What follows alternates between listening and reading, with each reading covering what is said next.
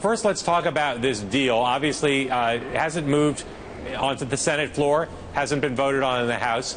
What are your chances of stopping this from getting to the president's desk and becoming the law of the land? How will you do it, and what are your chances? Well, Mark, it's a difficult assignment to stop it because I think there's a lot of support on the Republican side and some Democrats. But so I don't know the vote count yet. But I will say this. I think it's a very, very important debate to have. Frankly, I wish we were given more time to be able to examine the Trade Promotion Authority as well as the deal itself. But the first thing we have to confront is the Trade Promotion Authority, which I think I'm going to vote against it. I think it's a mistake for a variety of reasons. When I look at this Promotion Authority as well as the trade agreement itself through the lens of Pennsylvania, and I see what's happened over the last 25 years, it seems that every time we have a deal like this that presidents of both parties support, Pennsylvania gets the short end of the stick. There's not the kind of job growth and the kind of expansion or advancement of the middle class that I would hope we could get from a trade agreement. So this is a difficult subject between and among Democrats, but also I think for people in both parties. Senator, you've pretty much been against a lot of trade deals since you've been in Congress. And obviously, as you said, your state certainly has a lot of voters who support that view. If you were a senator from Washington State or Oregon or California, would you have the exact position you have intellectually and vote differently? Or are you just representing your constituents in your state and that forms your view?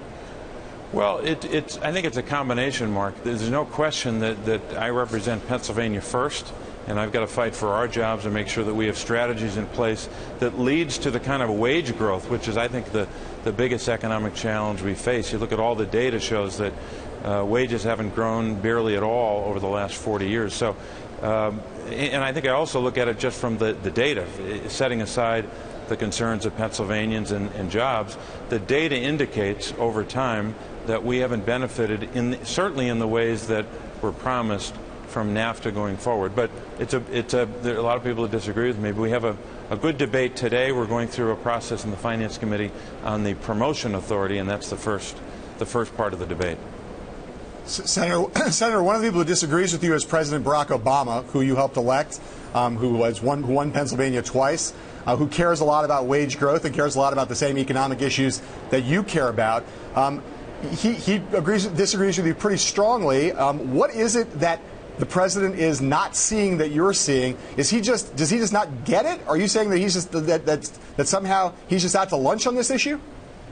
No, I think there's a basic difference about the strategy to move the middle class forward, at least when it comes to this issue. The president and I agree on increasing the minimum wage, and the president and I agreed that having the Recovery Act in place to kickstart the economy was good for the middle class. We agree on a lot of issues that advance the middle class. On this one, and I heard him interviewed yesterday, the point he made in the interview I saw was that he was rather critical of NAFTA, as I have been. He asserts, I'm not prepared to accept this point of view or this assessment. It's more of a better way of saying it. His point of view seems to be that this is not NAFTA, that the playing field leveling metrics, meaning better labor protection so our workers can compete on a level playing field and don't get undercut by low-wage countries that we have an agreement with, the environmental protections, intellectual property, whatever it is. He would assert that all of those are better in this agreement. They're part of the foundation or bedrock of the agreement. I just don't see it that way, and we have a basic difference of opinion. Senator, let me go ahead, John. Let me just shift to politics. Senator, Hillary Clinton running for president. You have not yet endorsed her. Why not?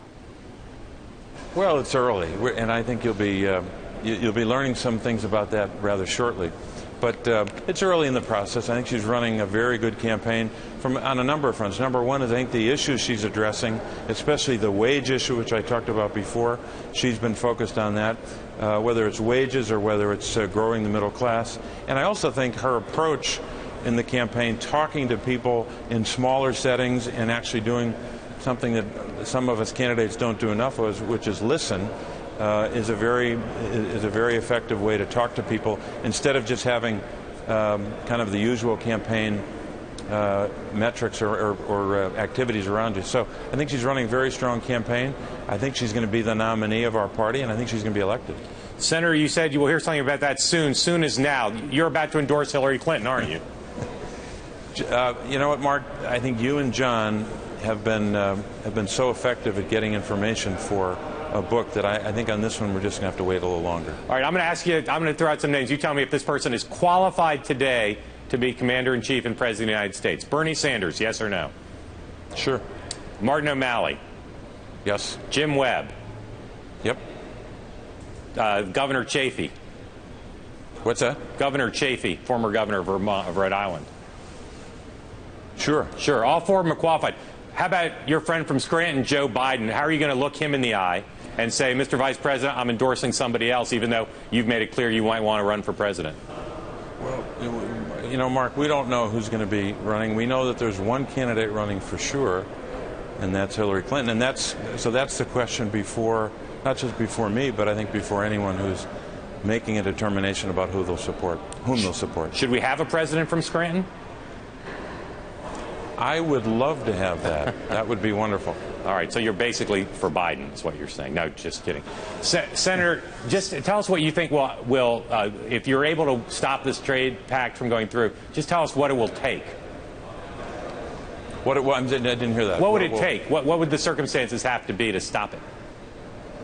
Well, we would have to marshal enough support and votes in the first in the Finance Committee to stop the Trade Promotion Authority. We're going to have amendments today, and we'll obviously have a vote at the end of that process. But this is an uphill fight, and anyone in my position who says otherwise, I think, is probably a little too optimistic. But it's important to have this debate, and it gives us a chance to talk about the middle class and wages.